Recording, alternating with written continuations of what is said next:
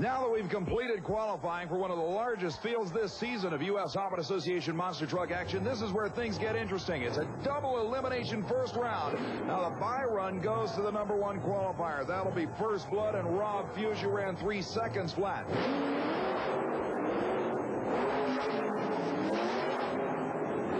A beautiful sky-high run. Fuse will advance automatically to the next round as the low qualifier got the bye run due to the odd number of cars. But remember, everybody else has to lose twice in order to lose completely in this round of eliminations. Double the show for the fans. Now on the starting line, it will be the Wrecker versus the Lone Ranger. Mike Beeler takes on the Ohioan Gary Bauer side by side. Beeler gets the whole shot. Bauer trying to come around, but he can't do it.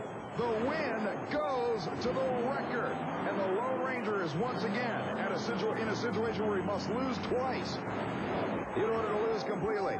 You got to hand it to Beeler. It was the length of that whole shot that kept him out in front because Bauer was moving hard at the finish line.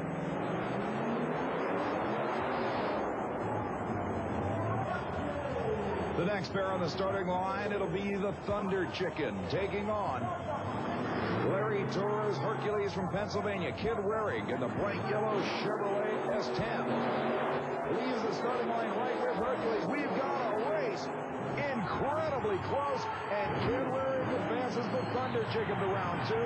Larry Torres will have to come back in a do-or-die situation to keep from losing a second time.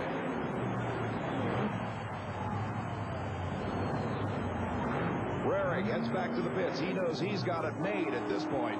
Torres is the one that has to worry. This time around, Jim Thomas out of Minnesota in the barely tamed Ford near lane, taking on the Twister, a truck that looked very strong in the qualifying round.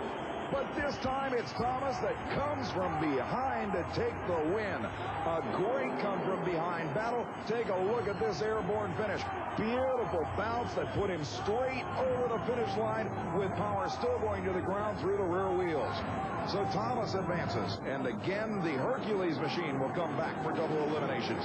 But this time around, Todd BLAISER in the far lane in the incredible barefoot Chevy takes on Doug Spanier's Master of Disaster, and it's all barefoot, a full truck length advantage at the finish line. And again, Spanier will have to come back for a double elimination bout. Look at the height achieved by the incredible Todd BLAISER. That kid knows how to put a truck in the air. He'll head back to the pits with a tremendous advantage. Looks like Rob Fuse will have some competition before this thing's over. But the competitors are already getting ready for the second round of competition. Now remember, you may have lost in the first round and you can come back, but if you lose this time, you're history. In the near lane, it's the Wrecker of Mike Beeler against the 1989 Rookie of the Year, Rob Fuse. The working man's hero, an unsponsored independent from Woodstock, Illinois, who qualified #1 in this field. Both drivers staged and ready. And both drivers abysmally late off the starting line. Rob Fuse had the least poor of those two reactions, and you can bet Beeler is feeling the sting of that one on the starting line. Fuse looked picture perfect at the finish line, but if he cuts those kind of reaction times against anybody else, he's going to be history. The Wrecker is now officially a loser. Here in the second round, you don't get another chance. The fairly tame Ford of Jim Thomas in the near lane takes on the one and only Thunder Chicken. Kid Waring lining up against the Minnesota Ford in a Ford Chevy battle. And again, neither driver very strong on the starting line. A lot of smoke from the Thunder Chicken. Waring's got problems after qualifying #2 in the field. And the win goes to the Minnesota Ford. Lots and lots of dead smoke. Lots of extremely hot fluid pouring out from underneath. The Thunder Chicken is wounded.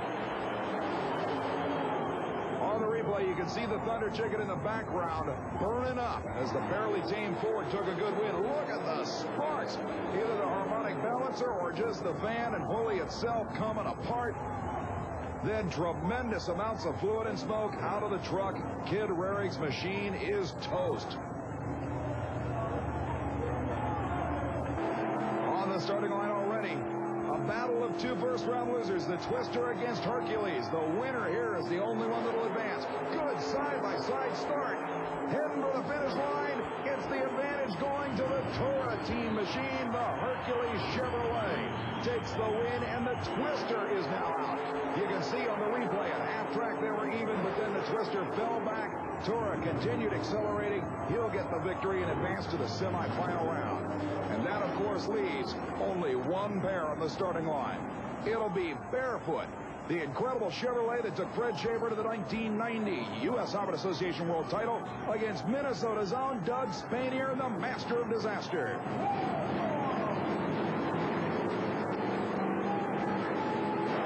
They leave the line together. It's a perfect race. And at the finish line, who can tell? Unbelievable. Both trucks bouncing all over the place. And we'll have to see a replay to determine the winner on that one. A picture-perfect airborne scream for the incredible Todd BLAISER, while in the other lane, the master of disaster machine was equally high. But watch the landing that Spanier endures. Incredible. But the official decision is that Barefoot advances to the semifinal round. The master of disaster's effort will not go unnoticed. It will be a war. As you can see, the #1 qualifier, First Blood, Rob Fuchs, still looking good. And, of course, Barefoot right on his heels. Chris Chapman has Todd BLAISER down at the finish line. I don't know. It's going to be hard. I haven't ran in the left lane yet. And last time I almost endoed it, so I'm kind of worried about this other lane here. I have no idea how it's going to react on this lane. So what kind of advice would Fred Schaefer give you right now? It's hard to say. He'd want me to win, but, you know, I don't want to roll the truck over. I'm going to do my best. It will be a war. Who will it be, Ford or Chevrolet? Stay with us because we've got a lot more action coming up, including super modified mud racing as well.